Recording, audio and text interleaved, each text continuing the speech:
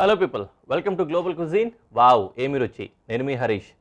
చక్కటి డిషెస్ అన్నీ కూడా మనం తయారు చేసుకుంటున్నాము ఇటాలియన్ స్టైల్లో, అందులోనూ నాపిల్ స్టైల్లో తయారు చేసుకుంటున్నాము. అందులో భాగంగానే ఇవాళ మంచి డిషెస్ రెండింటిని మీకోసం తీసుకొచ్చాను. మొదటగా మనం తయారు చేసుకోబోతోంది చక్కటి సాలడ్. ఆ సాలడ్ కూడా ఏంటంటే నాన్ వెజ్ సాలడ్ అనమాట. కొద్దిగా ఎక్కువ ఇంటర్నల్ పార్ట్స్ తోటి ఇట్లాంటి వాటితోటి నాపిల్స్ వాళ్ళు తయారు చేసుకుంటూ ఉంటారు. చాలా సింపుల్ డిష్ వాళ్ళు తయారు చేసుకుంటారు, కానీ మనం దాన్ని కొద్దిగా ప్యాలటబుల్గా మోడిఫై చేసుకొని అడాప్ట్ చేసుకున్నాం అనమాట. మనం తయారు చేసుకోబోతున్న ఆ సాలడ్ పేరు ఏంటంటే ట్రైప్స్ సాలడ్. ఈ ట్రైప్స్ సాలడ్కి కావాల్సిన ఇంగ్రీడియంట్స్ ఏంటో ఒకసారి చూద్దాం. చికెన్ లివర్ ఒక 2 ముక్కలు, కొద్దిగా చికెన్, టొమాటో, ఉల్లిపాయ, నిమ్మకాయ రసం, క్యాప్సికమ్, ఇంకా క్యాబేజ్. ఇవి బేసిక్ ఇంగ్రీడియంట్స్. నేను ఆల్రెడీ వాటర్ని కూడా వేడి చేసేసుకుంటున్నాను. ఫస్ట్ అండ్ ఫార్మోస్ట్ ఏంటంటే ట్రైప్స్ అంటే ఇవేనండి, ఇంటర్నల్ ఆర్గాన్స్ ఉంటాయి కదా, లివరు, కార్జ్యం అంటాం మనము. కార్జ్యం కావచ్చు, కిడ్నీలు కావచ్చు, ఇట్లాంటివన్నీ కూడా ఇంటర్నల్ పార్ట్స్ని ట్రైప్స్ అంటారు. వీటిని ఫస్ట్ బాయిల్ చేసుకోవాలి. సో ఆ ట్రైప్స్ తోటి మనం సాలడ్ తయారు చేస్తున్నాం కాబట్టి దీన్ని ట్రైప్స్ సాలడ్ అంటున్నాము, లేకపోతే సాలడ్ ట్రైప్స్ అని కూడా అంటారు. సో దాంట్లో వేసేసుకుందాం. అలాగే చికెన్ కూడా వేస్తున్నాను ఇందులో.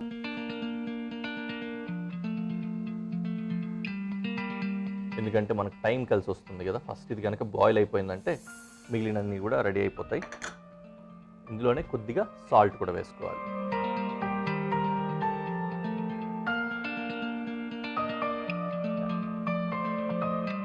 ఉప్పు కరుగుతుందా కరగదా, కలుస్తుందా లేదా అనే డౌట్ ఉన్నట్టయితే ఒకసారి అలా కదిపేయండి, సరిపోతుంది.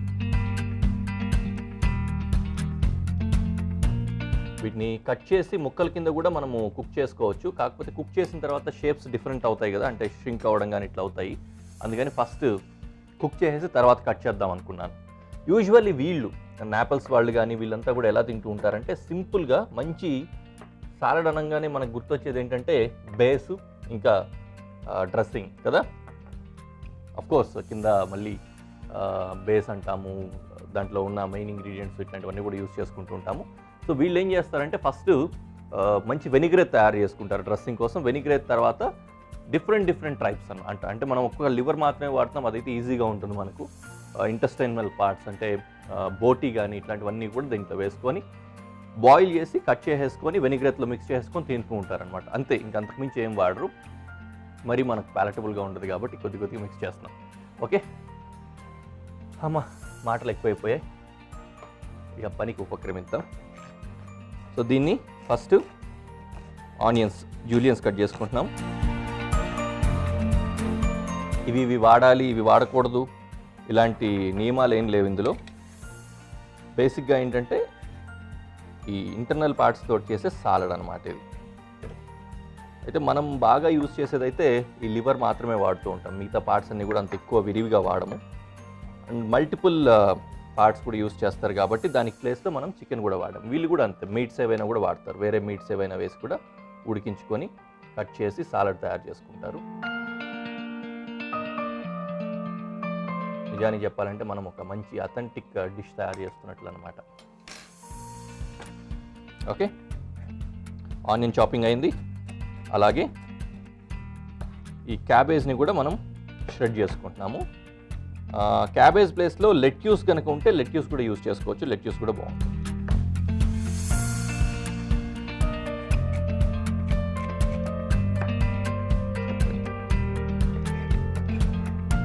ఇలాగే ఉండని.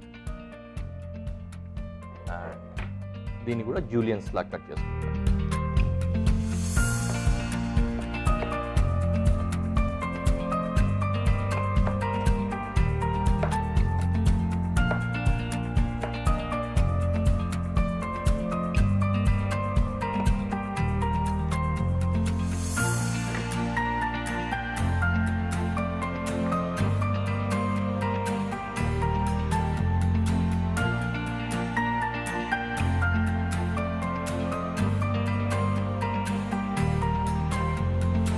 కుక్కర్లో కానీ దేంట్లో అయినా కనుక పెట్టేస్తే ఇంకొద్దిగా ఫాస్ట్గా కూడా కుక్ అయిపోతాయి. అలా ఏమైనా పెట్టాలనిపిస్తే కూడా పెట్టుకోవచ్చు, ప్రాబ్లం.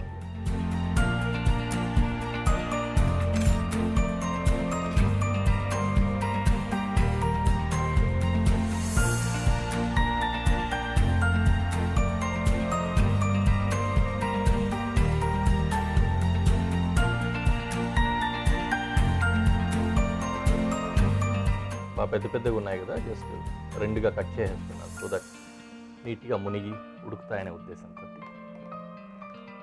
డన్. లాస్ట్గా మిగిలింది మనకు టొమాటో.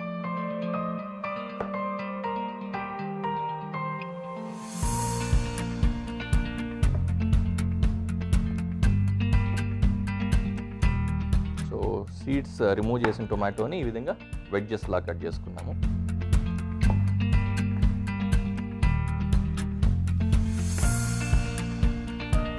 రైట్, సాలడ్ కోసం కటింగ్స్ అన్నీ రెడీ అయిపోయాయి. ఇది కూడా ప్రాపర్గా బాయిల్ అయిపోయింది మనకు కావాల్సిన విధంగా. సో వీటిని కూడా సపరేట్గా తీసుకొని తర్వాత కట్ చేసేసుకుందాం.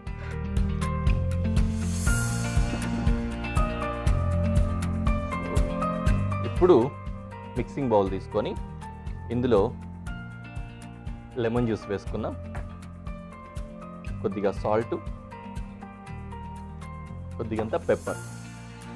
వెనిగ్రేట్ అంటాం కదా, మామూలుగా సాలడ్స్ తయారు చేసుకునేటప్పుడంతా కూడా మనం చేసుకునే వాళ్ళం. సేమ్ వెనిగ్రేట్ డ్రెస్సింగ్ అనమాట. కొద్దిగా బాగానే పడుతుందండి పెప్పర్, ఎందుకంటే మనం వేరే కారాలు ఏం వేయలేదు. లైట్గా క్యాప్సికమ్ ఉంది కానీ సరిపోకపోవచ్చు. సో అది, అండ్ ఆయిల్.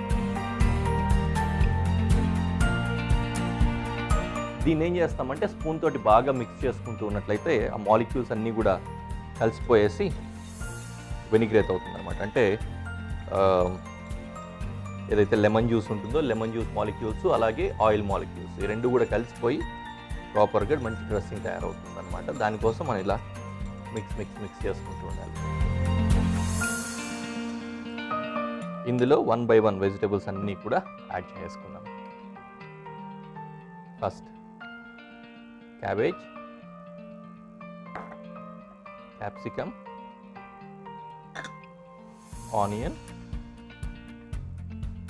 ఆనియన్ని ఇట్లా నలిపేయగలిగితే నలిపేసుకోండి, రేకల కింద ముందే. ఓకే, టొమాటో కూడా వేస్తున్నా. ఫైనలీ దీంట్లో నుంచి తీసి మీట్ కూడా కుక్ అయిపోయింది కదా, ఆల్రెడీ షుగర్ కూడా వేసి సాల్ట్ వేసి కుక్ చేసుకున్నాం. ఆ మీట్ని కూడా దీంట్లో వేసేసుకోవాలి. సాలడ్ ఏదైనా కూడా సర్వ్ కోల్డ్ అనే ఉన్నట్టు ఉంటుంది. మ్యాక్సిమం కేసెస్లో సాలడ్స్ అన్నీ కూడా చల్లగానే సర్వ్ చేస్తాం అనమాట.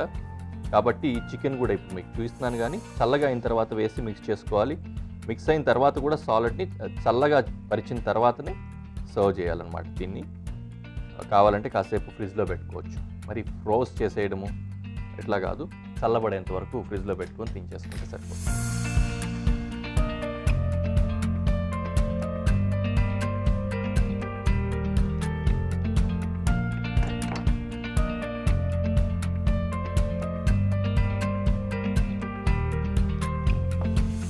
చాలామందికి ఈ లివర్ కానీ ఇట్లాంటి ఇంటర్నల్ పార్ట్స్ ఇట్లాంటివి నచ్చవు. సో నచ్చని వాళ్ళు ఎవరైనా ఉంటే ఓన్లీ మీట్ తోటే తయారు చేసుకోండి. కొంతమందికి బాగా ఇష్టం కూడా, వాళ్ళ కోసం అయితే ఇట్లాగా కలిపి తయారు చేయొచ్చు. Okay, now we will toss these things. చక్కగా కిందున్న ఆ వెనిగ్రేట్ మిక్స్ అంతా కూడా దీనికంతా వచ్చే విధంగా టాస్ చేసుకుందాం. నైస్, చక్కటి కోటింగ్ వచ్చేసింది వెనిగ్రేట్ది. అంటే మన డిష్ రెడీ అయిపోయింది. దీనికి ఇంకా ఏమైనా ఫ్లేవర్స్ కావాలనుకున్నట్లయితే ఏ పార్స్లీనో సెలరీనో కొద్దిగా చాప్ చేసి పైనుంచి మీరు చల్లుకోవచ్చు. క్లాసిక్ అథెంటిసిటీని నేను పెద్దగా డిస్టర్బ్ చేయదలుచుకోలేదు కాబట్టి ఇప్పటివరకు వేయలేదు. తర్వాత కావాలంటే ప్రజెంటేషన్లో రిక్వైర్మెంట్ పెట్టుకుంటే చూసుకుందాం. Okay, done. దీన్ని చక్కగా ప్రజెంటేషన్లో పెట్టి ఎలా ఉందో మీకు చూపిస్తాను.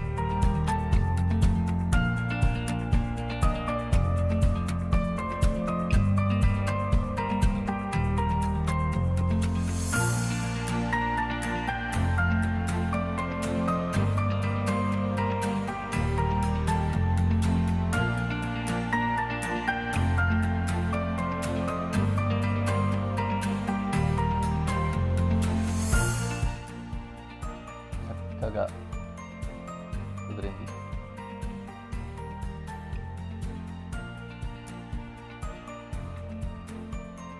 ముక్కలన్నీ తిందాం అనుకుంటున్నానండి. టేస్ట్ కోసం.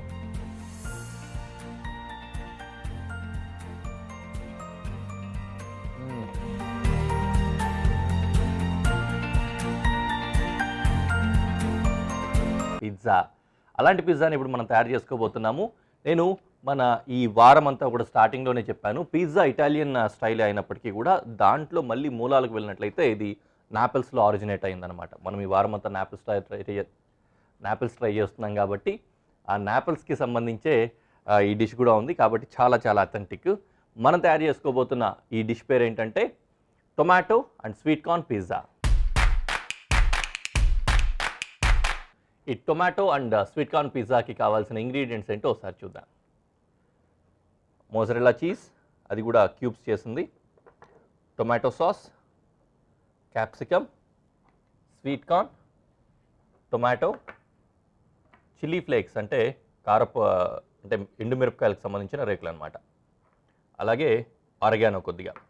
సో ఆరిగానో, టొమాటో సాస్ ఈ రెండే బేసిక్ ఇంగ్రీడియంట్స్ అనమాట పిజ్జాకి. సో అందులోనూ మనం అథెంటిక్ పిజ్జా చేస్తున్నాము, నాపిల్స్కి సంబంధించింది. దీంట్లో ఏ ఇంగ్రీడియంట్ కావాలన్నా, ఏ టాపింగ్ కావాలన్నా మనం చేసుకోవచ్చు. రకరకాల టాపింగ్స్ అనమాట. అన్నంలో ఏ రకంగా అయితే కూరలు కలుపుకుంటామో రకరకాలుగా, అదే విధంగానే పిజ్జా బేస్ అది ఉంటుంది. పైనుంచి టాపింగ్స్ ఇష్టం వచ్చినట్లు యాడ్ చేసుకుంటారు. కొంతమంది ఫిష్, కొంతమంది బేకను, కొంతమంది పోర్కు, కొంతమంది బీఫు. అబ్బో చెప్పక్కర్లేదనమాట. ఓకే, వంట మొదలు పెట్టేసుకుందాం మనం. ఫస్ట్ ఏం చేస్తామంటే పిజ్జా, ఇది థిన్ క్రస్ట్ తీసుకున్నాము. పిజ్జాకి సంబంధించింది రెడీమేడ్ దొరుకుతుంది, లేకపోతే కూడా దీన్ని తయారు చేసుకోవచ్చు. డవ్ ఎలా తయారు చేసుకోవాలో కూడా నేను మీకు ఎక్స్ప్లెయిన్ చేస్తాను, నేను అది కుక్ అయ్యే టైంలో. ఓకే, ఫస్ట్ పిజ్జా బేస్ తీసుకొని, పిజ్జా బేస్కి కంపల్సరీ ఇట్లా హోల్స్ చేసుకోవాలండి.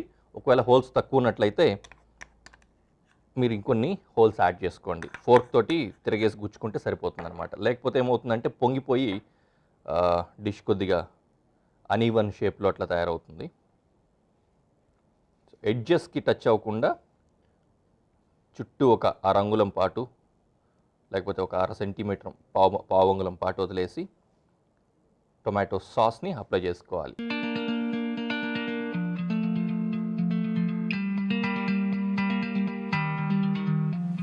సింపుల్ కారం దోశ చేసినట్టుంది కదా, అదే విధంగా.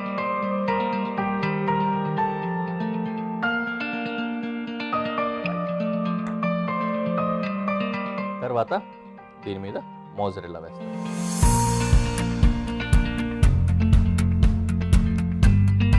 పిజ్జా అంటేనే చీజ్ అండి. ఎంత ఎక్కువ చీజ్ ఉంటే పిజ్జా అంత బాగున్నట్లు, అలా ఉంటుంది అన్నమాట.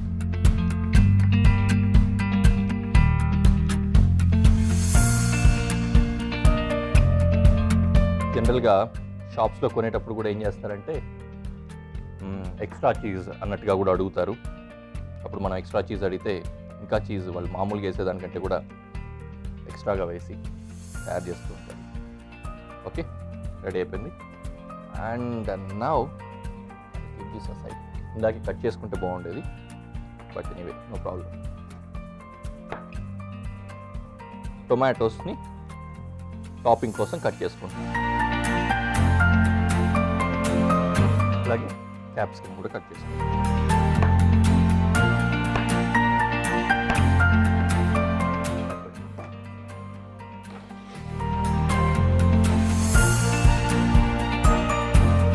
పెట్టుకొని టాపింగ్స్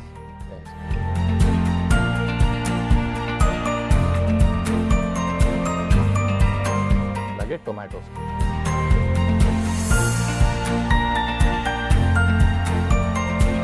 ఈ డిజైన్లు, స్టైళ్ళు అన్నీ మీ క్రియేటివిటీకి పని పెట్టేయచ్చు అనమాట. దీంట్లో రకరకాల డిజైన్లు, స్టైళ్ళు చేసుకోవచ్చు.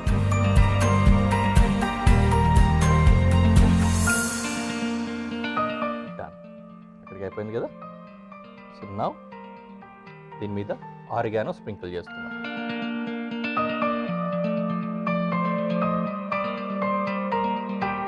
ఈ ఆరిగానోనే మంచి ఫ్లేవర్ తీసుకొస్తుంది. ఓవరాల్గా పిజ్జా మొత్తానికి వావ్ పిజ్జా అనే స్మెల్ వస్తుంది చూసారా, ఆ స్మెల్ని అదే తీసుకొస్తుంది. నేనేం చేస్తున్నానంటే పిజ్జాని పాన్ ఫ్రై చేస్తున్నాను. పాన్ ఫ్రైడ్ పిజ్జా లాగా తయారు చేసుకుంటున్నాం. ఎందుకంటే అందరి దగ్గర ఓవెన్స్ ఉండవు కాబట్టి పాన్ మీద కూడా తయారు చేసుకోవచ్చు అని చెప్పడానికి సింబాలిక్గా అలా చేస్తున్నాము. మీ దగ్గర కనుక ఓవెన్ ఉన్నట్లయితే మొత్తం ఇవంతా కూడా ఈ విధంగా టాపింగ్స్ రెడీ చేసుకొని ఓవెన్లో పెట్టేసుకోవచ్చు, లేదంటే ఇలాగే పాన్ ఫ్రై చేసుకోవచ్చు. ఓకే, సరిపోయింది కదా. మెయిన్ ఇంగ్రీడియంట్ కదా, దీని పేరులోనే ఉంది, స్వీట్ కార్న్.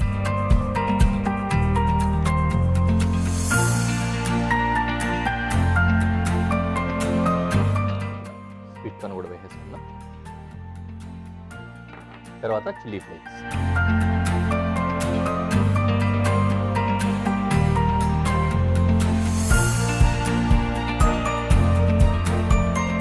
రెడీ, చక్కగా అయిపోయింది. ఈలోపు పెనం కూడా వేడైపోయింది. దీన్ని ఇలాగే తీసుకెళ్ళి పెనం మీద ల్యాండ్ చేసేసుకోవడమే. కొద్దిగా లో ఫ్లేమ్ పెట్టుకొని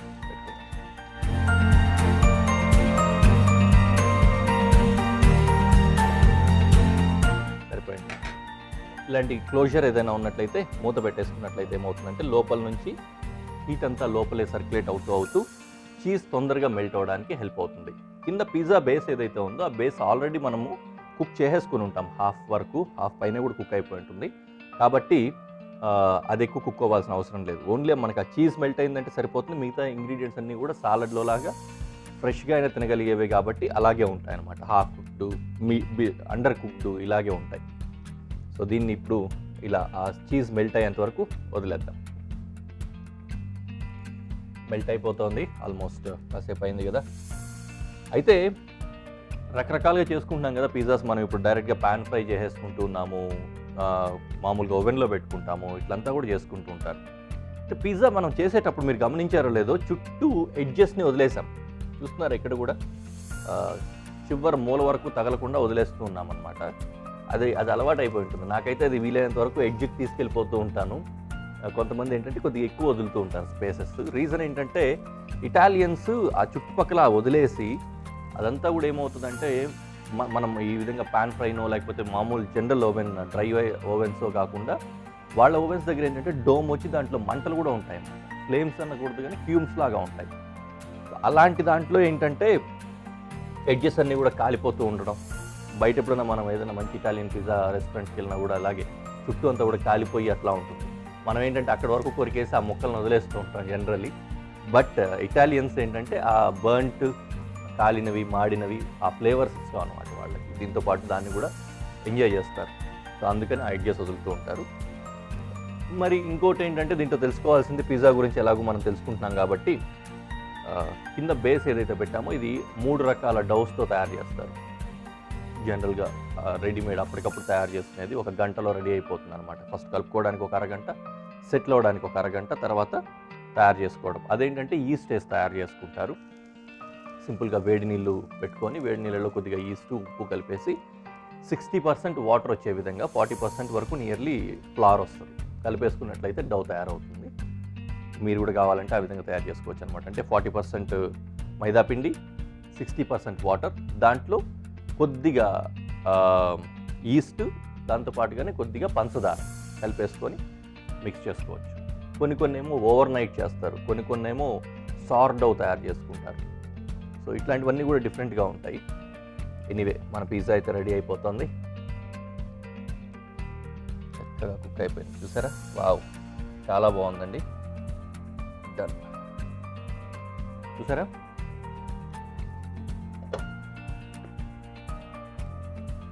so I'm turning it of. చూస్తారా, ఉడుకుతుంది నీట్గా, అవసరం ఉంది కదా. రైట్, నేను ఇంకా దీన్ని డిష్ అవుట్ చేసేస్తున్నా.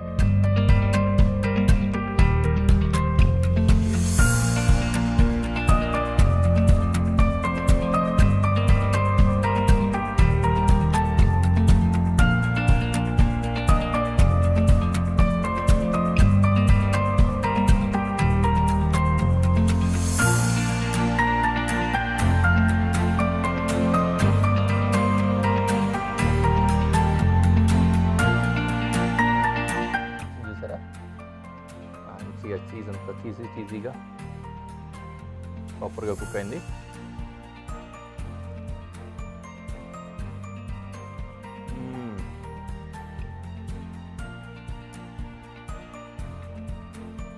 అద్భుత.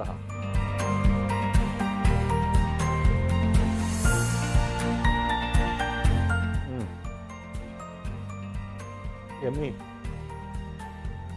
చాలా బాగుందండి. ఖచ్చితంగా మీరు కూడా తయారు చేసుకోండి. చాలా ఈజీగా అయిపోయింది. మంచి పిజ్జా. సూపర్బ్. మిస్ అవ్వకుండా తయారు చేసేసుకోండి. నెక్స్ట్ ఎపిసోడ్లో మంచి రెసిపీస్తో మళ్ళీ కలుద్దాం. Until then bye.